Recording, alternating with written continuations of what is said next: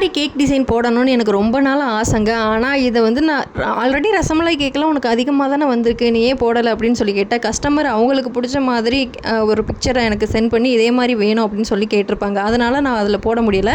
இந்த சிஸ்டர் வந்துட்டு உங்களுக்கு என்ன டிசைன் வேணுமோ அதை போடுங்க அப்படின்னு சொன்னனால நான் இந்த மாதிரி டிசைன் சூஸ் பண்ணிக்கிட்டேன்.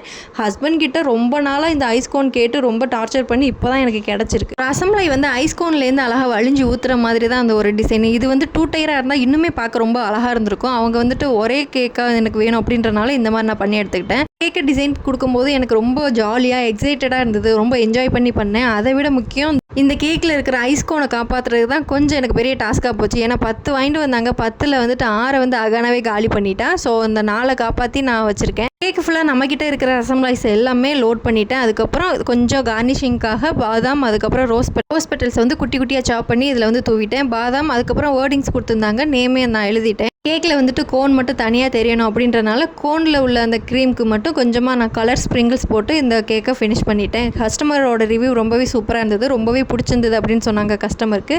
ஸோ உங்களுக்கு இந்த கேக் பிடிச்சிருந்தா மறக்காமல் நம்ம வீடியோவை லைக் அண்ட் சப்ஸ்கிரைப் பண்ணி சப்போர்ட் பண்ணுங்கள். உங்களை இன்னொரு வீடியோவில் மீட் பண்ணுறேன். பாய்.